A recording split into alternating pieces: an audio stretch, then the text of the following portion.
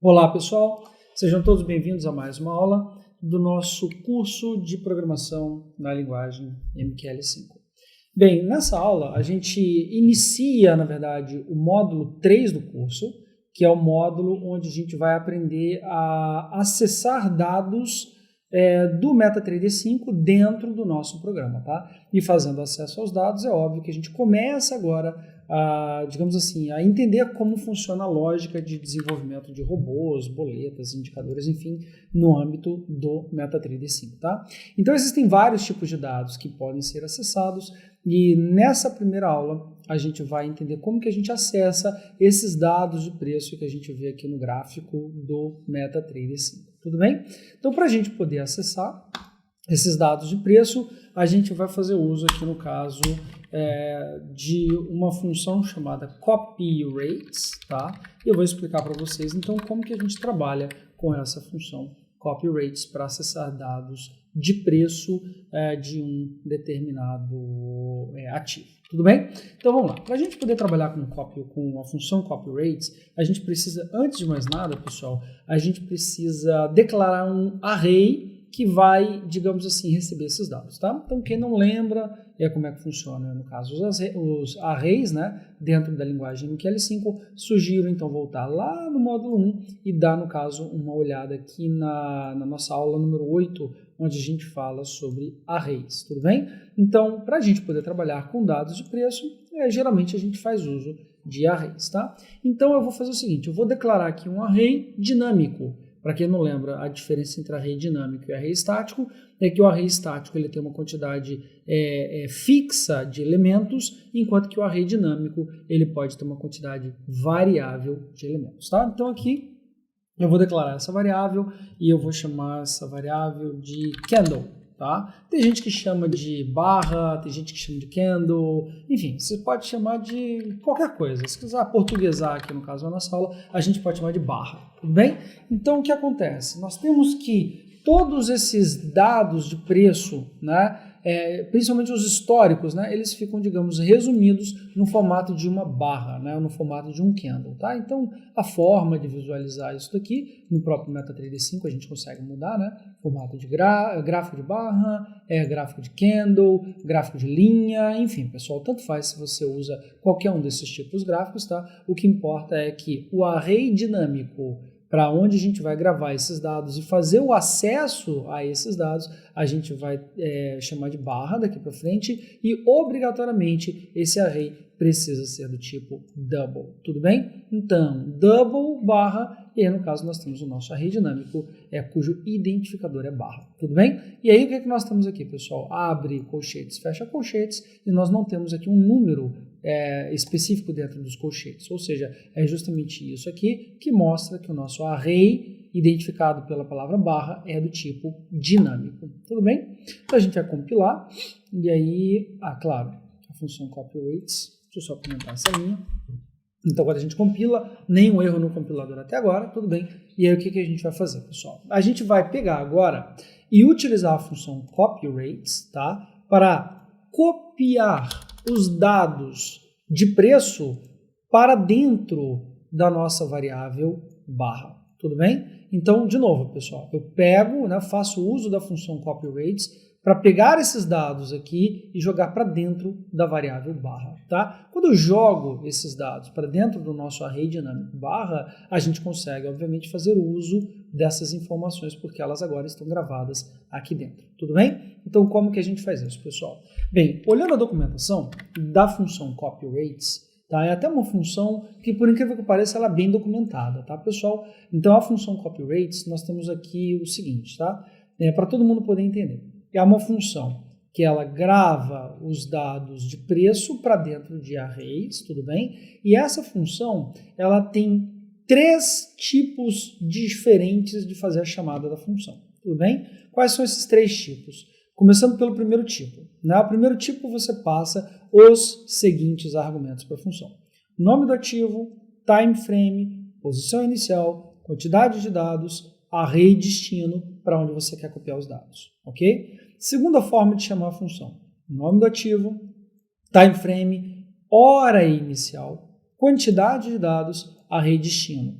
Perceba a diferença entre posição inicial, que é a primeira chamada, de hora inicial, tá? Posição inicial é uma chamada do tipo inteiro, né? Um dado do tipo inteiro. Já a hora inicial, ela tem aqui no caso o tipo da variável como sendo igual a datetime, tudo bem? Então a primeira chamada usa um int, a segunda chamada usa um datetime como argumento, tá? E por fim, a terceira chamada, a terceira forma diferente de chamar a mesma função, ela coloca aqui no caso os seguintes argumentos: o nome do ativo, time frame, hora inicial, hora final e o array destino para onde a gente quer copiar os dados, tá? Então assim, pessoal, a mesma função, ela pode ser chamada de 3 diferentes maneiras, tá? E aí as pessoas vão bater o olho aqui e falar, poxa, mas para que fazer uma coisa para complicar, digamos assim, ao invés de facilitar? Na verdade, isso daqui traz para a gente, pessoal, flexibilidade para o uso da mesma função, tá? Então ela tem 3 formas diferentes de utilização para que ela seja flexível. A palavra-chave aqui no caso é flexibilidade e não uma preocupação com a facilidade. Se você quiser uma preocupação com facilidade, escolhe um desses métodos e utiliza apenas esse método, tá? Mas saiba que em termos de desenvolvimento, a Metacode, ela desenvolveu também outras formas de você fazer acesso a essa função, tudo bem? Então, tem quem não sabe, né, pessoal, mas em linguagem de programação, digamos assim, utilizar a mesma função, ou seja, o mesmo identificador para a função é perfeitamente possível, tá? Desde que o conjunto de argumentos seja diferente, ok? Isso daqui, pessoal, para quem ainda não tem uma base de programação, né? Isso daqui é o que em linguagem de programação a gente chama de sobrecarga de uma função, tudo bem? Então, a sobrecarga de uma função é quando nós temos aqui no caso a mesma função, né? Ou seja, é o mesmo identificador, né? O mesmo nome para a função com diferentes conjuntos de argumentos, tudo bem? E podem, inclusive, ter diferentes funcionalidades também, tá? Então, nesse caso, a gente chama isso aqui de overload, ou traduzindo para o português, né? Function overload, sobrecarga de função, tá? Então, aqui no caso, a função copyOperates é uma daquelas funções que possui sobrecarga de função, tá? Então, como que a gente vai fazer aqui agora, então, pessoal? Para a gente poder entender o uso da função copyOperates, chegando aqui um pouquinho mais para baixo, nós temos aqui um detalhe importante, que é sempre que a gente bater o olho na documentação, a gente precisa ficar atento, tá? Que é justamente o quê? O valor do retorno. Então, como tudo que a gente faz, pessoal, em qualquer linguagem de programação, em MQL5 não é diferente, tá? Em MQL5 eu preciso o tempo inteiro ficar preocupado com o valor do retorno da função. Então, quando que eu teria um erro? Eu teria um erro, no caso, quando o valor retornado for igual a menos 1, tá? Então, o que a gente vai fazer? A gente vai tentar simular esse erro para depois a gente simular as condições corretas, tá? Então, eu vou pegar aqui e vou colocar o seguinte, ó, int copied igual a copyOperates. Aí você fala, poxa, mas o que você está fazendo, Rodrigo? A gente vai entender o seguinte, ó, o que a função tem que retornar? Ela retorna o número de elementos copiados, tá? Por isso é que eu vou fazer o seguinte, ó, se ela retorna o número de elementos copiados, eu vou, digamos, declarar localmente aqui uma variável, né, chamada de copied, ou seja, copiados, né, que recebe o retorno da função copyOperates.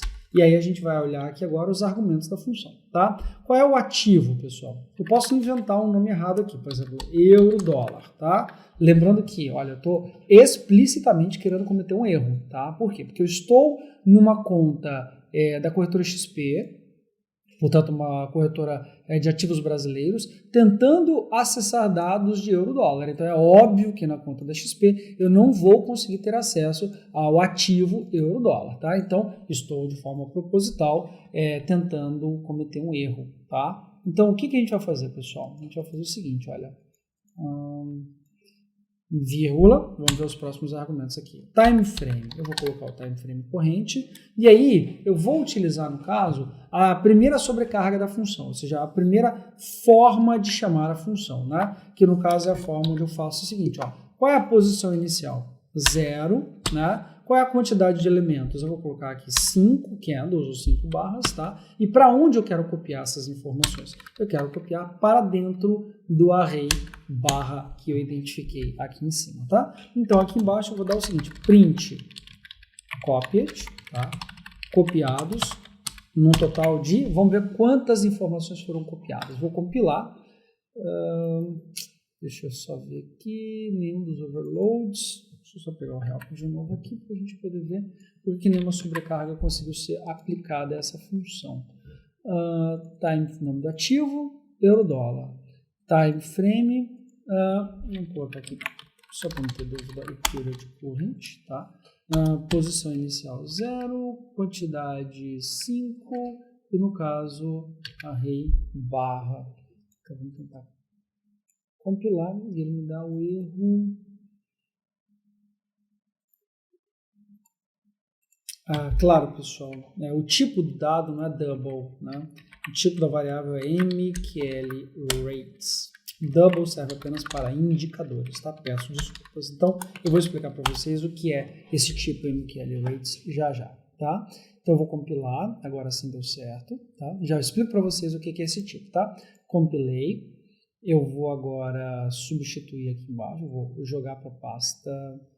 Opa, só um minutinho, só fechar essas outras pastas aqui. Então, eu vou jogar para a pasta MQL5, vou atualizar e agora, dados o preço, eu vou rodar e olha lá, pessoal, copied igual a -1. Ou seja, apenas para que todo mundo entenda, o intuito aqui foi justamente mostrar o seguinte, como mostra a documentação, um eventual erro na hora de copiar os dados me retorna aqui o valor -1, ou seja, realmente, de fato, nenhum dado foi copiado. Tudo bem?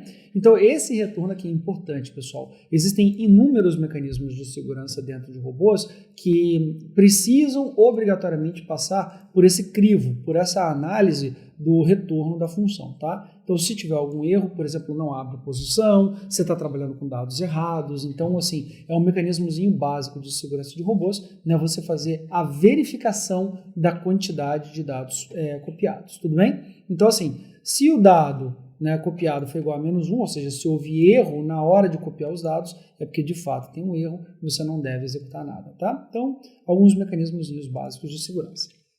Beleza. Só que ao invés de trabalhar com o euro-dólar agora, eu vou fazer o seguinte, eu vou trabalhar com o ativo corrente, tá? Então, de novo, ao invés de cometer um erro de forma proposital, como eu queria naquela hora, deixa eu só deixar aqui digitado EURUSD. Vou comentar essa linha, tá? Então, assim, vou colocar aqui erro na cópia dos dados, beleza? E agora a gente vai copiar corretamente os dados, tá? Então, para que todo mundo entenda, pessoal, eu vou agora de novo compilar os dados, tá? Agora eu estou utilizando o underline symbol aqui. Deixa eu voltar para o nosso period aqui, que a gente já está até mais acostumado do que period current, tá? Então, vamos deixar assim. Então, compilei, eu vou substituir, só um minutinho, pessoal. Por algum motivo a pasta está sendo aberta aqui toda hora.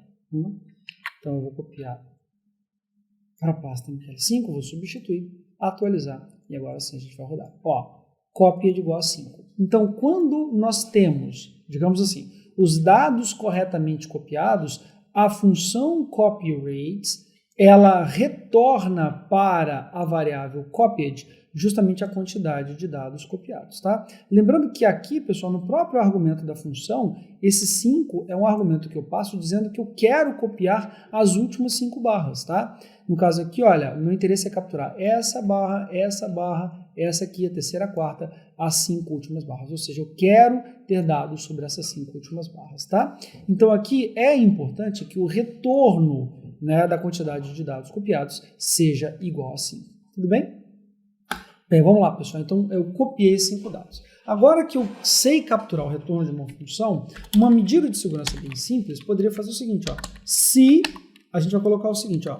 Se a quantidade de dados copiados for diferente de 5, é porque deu erro, né? Ou então, o ideal é você trabalhar com o quê, né? Se for igual a 5, aí você vai fazer o quê, né? Você vai executar uma determinada lógica. Executar lógica operacional, tá? Então aqui você está fazendo o quê? Você está, digamos assim, assegurando de que está trabalhando com os dados corretos, tá? Portanto, pessoal, por mais que você possa utilizar a função copyRates sem olhar para qual foi o retorno da função, é uma boa praxe em termos de segurança na hora de desenvolver robôs, você sempre observar qual foi o retorno da função, tá? Então, nesse caso, o retorno da função copy foi igual a 5. tudo bem? Ou, se você quiser generalizar, geralmente eu faço o seguinte, né? Eu crio uma nova variável do tipo inteiro, né? E eu chamo essa variável de bars to copy, ou seja, barras a serem copiadas. E aí eu jogo aqui no caso, eu preciso copiar 5, né? Porque aí eu faço uma coisa dinâmica, eu consigo o tempo inteiro alterar a quantidade de dados a serem copiados, simplesmente alterando a variável local bars to copy, tá? Então aqui no caso, dentro da função copyRates, ao invés de 5, eu uso bars to copy, e na hora de fazer a verificação, ao invés de 5, eu uso bars to copy. Tudo bem? Então aqui no caso eu compilo, e de novo, né, eu copio a quantidade de dados definida pela variável bars to copy, né, eu copio, e faço aqui embaixo a verificação se a quantidade de dados copiados realmente foi igual àquela que eu havia pedido para copiar, tudo bem? E aí se você quiser copiar 15 dados, altera bars to copy para 15. Se você quiser copiar 50 dados, altera bars to copy para 50. Aí você compila, né? Então vamos só fazer agora a substituição. Aqui no caso a atualização, limpa a área de impressão e executa o script. Olha lá, executa a lógica operacional. Por que foi impresso o executa a lógica operacional? Porque 50 dados foram copiados. Então, por conta dessa verificação de segurança, é que aqui dentro a gente vai falar, opa, agora que eu tenho os dados corretamente capturados, eu posso executar a minha lógica operacional, tá? Então, essas verificações básicas de segurança são, de fato, importantes. Tudo bem, pessoal? Então, é assim que a gente trabalha com os dados de preço, né? É que a gente, na verdade, copia os dados de preço. Me interessa agora acessar os dados de preço. Então, como que eu faço para acessar os dados de preço? Depois de copiar a lógica operacional, né, depois de copiar corretamente os dados, eu vou agora fazer o seguinte, ó. Todo mundo sabe, ou pelo menos se você chegou até aqui, pessoal, todo mundo sabe que os dados de candle ou de barra, eles são organizados no formato de OHLC. Né? Minimamente, todo mundo sabe, deveria saber o que é o OHLC. Né? O O significa open, ou seja, preço de abertura, né? H significa high, que é o preço de máxima, L significa low, que é o preço de mínima, e no caso o C significa close, que é o preço de fechamento. Tá? Então toda barra ela vai ter aqui no caso esses dados. Né? Então olhando para o gráfico de preço direto lá no MetaTrader, nós temos, por exemplo, essa barra aqui. Tá? Então essa barra, se você vier aqui no MetaTrader 5 e digitar Ctrl D de dado, né? Então a gente vai ver aqui, pessoal, apertando Ctrl D, que nós vamos ter a janela de dados aberta aqui no nosso MetaTrader, tá? Então, pela janela de dados do próprio MetaTrader, eu consigo saber aqui os dados básicos de cada barra, né? Especificamente aqueles que me interessam, que são, né, o Open, o High, o Low e o Close, tá? Então, vamos olhar para essa barra aqui específica, tá? Ou Candle, barra, enfim, você pode chamar de qualquer forma, tá? E aqui no caso nós temos o quê? Nós temos aqui a barra de mínima, né, o preço mínimo, perdão, o preço máximo, né, o preço de abertura aqui embaixo, o preço de fechamento lá em cima, perto do preço de máxima, tá? Então, só de posicionar o mouse em cima da barra, né, percebam que aqui na janela de dados, o MetaTrader já traz para mim esses dados, tá? Então, aqui eu tenho o seguinte, ó, preço de abertura, 104.210, aqui embaixo, 104.210. Preço de máxima, 104.945, lá em cima, né? A mínima está aqui embaixo, que é 104.150 e fechamento a 935 lá em cima, beleza? Então eu quero dessa barra capturar esses dados e imprimir aqui embaixo, tá? Então se eu imprimir esses dados aqui embaixo, vocês vão ver o que, pessoal? Que os dados foram corretamente copiados, tá? Não em termos de quantidade de dados copiados, mas que os dados copiados batem com aqueles que eu estou vendo aqui na minha tela, tá? Então como que eu faço isso, pessoal? Aqui em cima, e agora sim a gente volta para aquela informação, né? Eu troquei aqui a variável double para a variável do tipo mqlrates, tá? Pessoal, mqlrates é um tipo de dado, tá? É um tipo de dado no formato de struct, é uma estrutura de dados, tá? Então, se você tiver alguma dúvida sobre como é o tipo de dado mqlrates, essa struct mqlrates, você pode a qualquer momento no próprio editor apertar F1 e você vai ver o seguinte, olha, dentro dessa struct nós temos os seguintes dados disponíveis dentro dessa struct, tá? Nós temos aqui a hora da barra, o preço de abertura, preço de máxima, o de mínima, o de fechamento, o tick volume, o spread e o chamado real volume. qual é a diferença entre tick volume e volume real, pessoal? Tick volume é a quantidade de negócios, tá? E volume real é, digamos assim, o volume propriamente dito, se for mercado futuro em termos de quantidade de contratos, se for mercado à vista em termos de quantidade de ações, tudo bem? Por exemplo, só para a gente poder ter um exemplo rápido, imagine vocês que sai um negócio com, por exemplo, 100 ações da Petrobras, tá? Então, no caso, o tick volume vai ser igual a 1, já o real volume vai ser igual a 100, ou seja, um negócio com 100 ações, tá? Mas o que importa é que todos esses dados estão disponíveis aqui dentro dessa struct chamada de MQL Rates, tá? Então vamos ver como é que eu faço acesso a esses dados aqui, tá? Bem, aqui dentro da área onde a minha lógica operacional foi corretamente copiada, eu vou dar um print aqui para a gente poder entender, tá? Vamos colocar o seguinte, olha, perdão, o preço de abertura open da barra foi de, e aí a gente vem agora fazer o acesso ao dado. Pessoal, como é que a gente faz o acesso ao dado? O acesso ao dado é feito da seguinte maneira, tá? Eu chamo o identificador, no caso o identificador é barra, tá? Eu especifico qual é a minha posição de interesse, dentro aqui no caso de colchetes, e a gente vai olhar para esse candle aqui, né, pessoal? Qual é esse candle aqui? Bem, normalmente é uma boa prática a gente fazer, pessoal, a inversão da indexação de arrays na linguagem MQL5, tá? A gente já falou sobre isso aqui no nosso módulo 1, na aula 8, sobre o que significa inverter a indexação de arrays, tá? Então, por que é importante inverter a indexação? Porque quando você inverte a indexação, o candle mais recente ele sempre vai ter o número 0, seguido do número 1, o anterior a ele, 2, o anterior a ele, 3, o anterior a ele, 4, o anterior a ele, e a nossa barra de interesse, por exemplo, ela tem a numeração aqui de número 5, tá? Então eu quero a barra de número 5. Então o que eu vou fazer? Primeiramente, eu vou pedir para copiar não mais do que 10 dados, tá? Não é também uma boa prática mandar copiar, por exemplo, muitos dados, tipo, eu não preciso dos últimos 5.000 candles, das últimas 5.000 barras, tá? Então se eu copiar as últimas 10 barras, eu já eventualmente consigo calcular a minha lógica operacional, tudo bem? Então eu vou copiar 10 barras aqui embaixo, copy, tá? E aí o que eu vou fazer? A minha barra de interesse é a barra cujo índice é 5. Tudo bem? Como nós fizemos a contagem aqui em cima, né? 0, 1, 2, 3, 4. Essa barra gigante aqui é a que me interessa, é a barra de número 5, tá?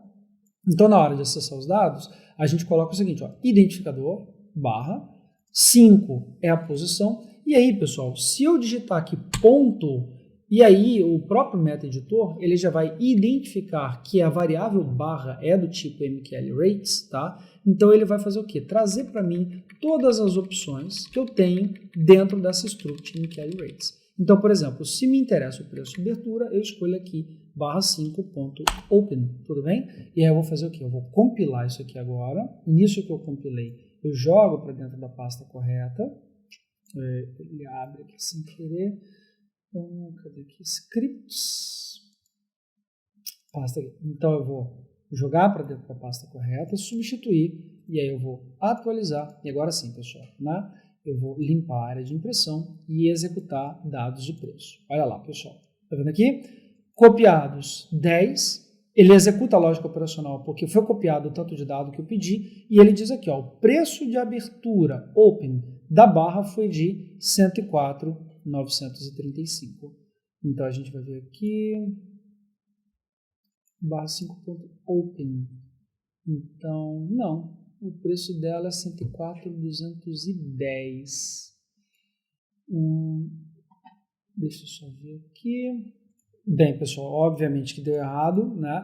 Porque eu esqueci de inverter a indexação, né? Eu falei para inverter, mas eu esqueci de inverter. Então, como que a gente inverte? Logo aqui no começo do programa, a gente dá um array set as series barra true.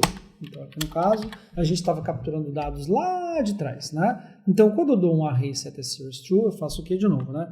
Eu inverter a indexação do array. não é isso? E quando eu inverto a indexação do array, agora sim, esses números aqui, 0, 1, 2, 3, 4, 5, eles estão na sequência correta, tudo bem? Então, de novo, eu preciso inverter a indexação do array, como já explicado aqui na aula número 8 do módulo 1 de Introdução à Linguagem, tá? Então, vamos ver funcionando. Ó, compilo, vou agora substituir.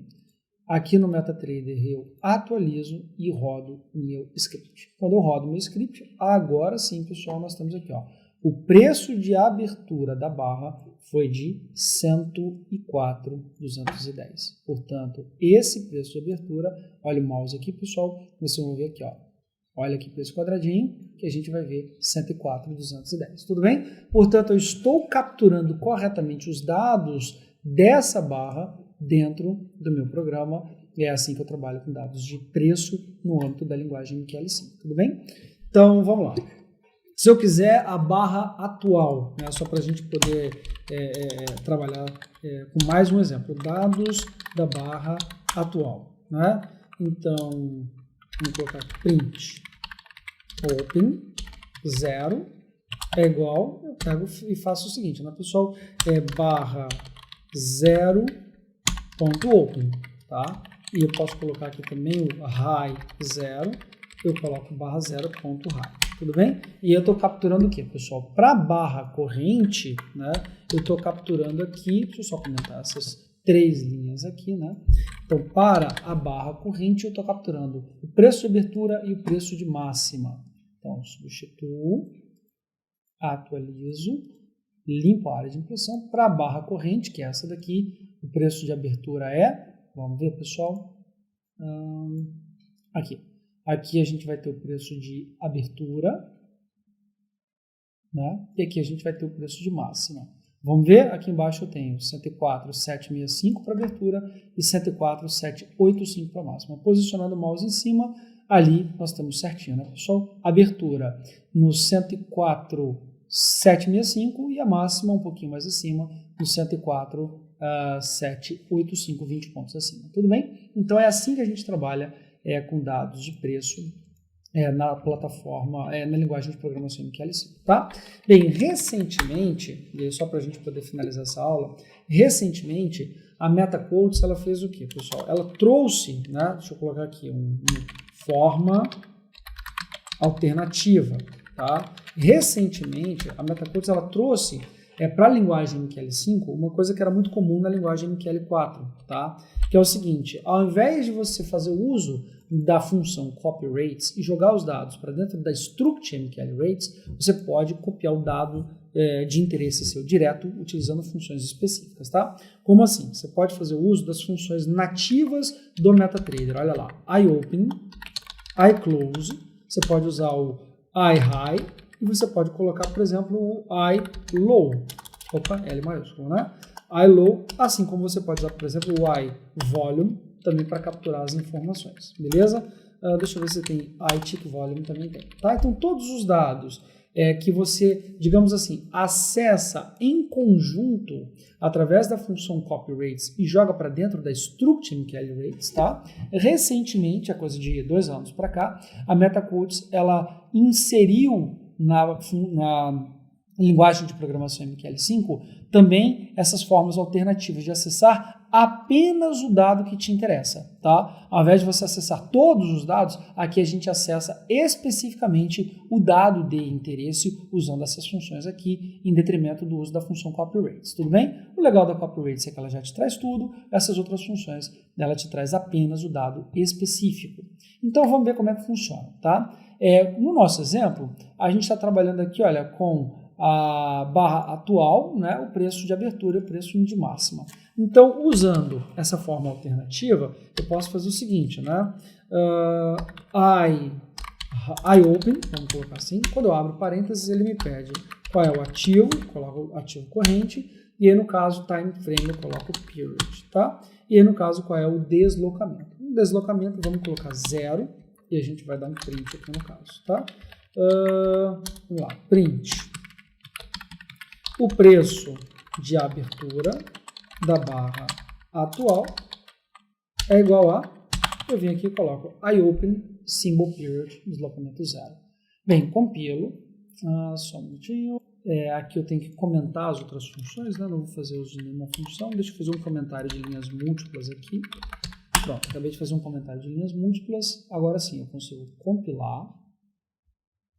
Só um minutinho. Aqui embaixo eu vou substituir.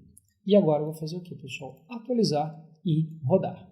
Bem, olha aqui, pessoal. O preço de abertura da barra atual, 104,765. Tudo bem? Então, são duas formas diferentes para a gente capturar o preço de abertura da barra atual. Ou, se eu quiser, o preço, né? Vamos lá, print, vou colocar assim. O preço de abertura da barra número 5 é igual a gente pega aqui e coloca, né? Vou colocar o símbolo de igual, melhor. A gente coloca o IOPEN, preço de abertura, né? Vamos colocar símbolo, time frame corrente, deslocamento 5. Então, eu quero a barra de número 5. Aqui o legal, pessoal, dessa função IOPEN, iClose e tudo mais, é que ela já tem a numeração considerando a inversão da indexação de um eventual array. Tudo bem? Então, o 0, aqui no caso, já considera a barra corrente, o 5, né, é a sexta barra numerada no padrão de C++. Tudo bem? Então, o que a gente vai fazer? A gente vai substituir, atualizar, limpar a área de impressão e agora sim a gente vai rodar o arquivo dados de preço. Olha lá, pessoal, o preço de abertura da barra número 5, vamos lá, só recapitulando aqui a barra número 5, né? 0, 1, 2, 3, 4 e essa daqui é a barra de número 5, tá? Então, esse preço de abertura da barra de número 5, se a gente, Open, né? Se eu posicionar o mouse sobre essa barra, a gente vai ver que é 104.210. E esse valor 104.210 está corretamente capturado aqui dentro do nosso código-fonte. Tudo bem? Então, lembrando que no nosso código-fonte a gente fez uso da função IOPEN, né? A gente coloca time frame corrente, símbolo corrente, deslocamento 5, ou seja, sexta barra, né? Tomando em consideração que o 0 é a barra mais recente, tudo bem? E com isso a gente faz acesso a todos os preços, tá? Se quiser pegar, né, o preço, que nem eu falei para vocês aqui, o preço de máxima da barra atual, ao invés de IOPEN, basta você usar aqui o iHigh, né? E aí toda a forma de chamada da função fica exatamente igual. Né? Substitui, atualiza, limpa a área de pressão, roda o script e aí a gente tem lá no preço de máxima da barra atual 104.785, né? 104.785, tá tudo certinho. Tudo bem, pessoal?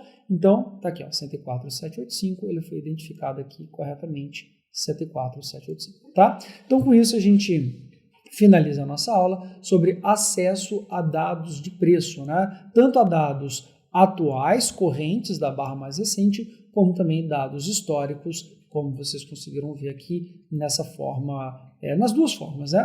Tanto na forma tradicional, digamos assim, que antigamente só existia essa forma de acesso a dados de preço, quanto dessa forma alternativa mais recente e que muitos eventualmente vão até achar que é uma forma mais fácil de acessar os dados. Tudo bem?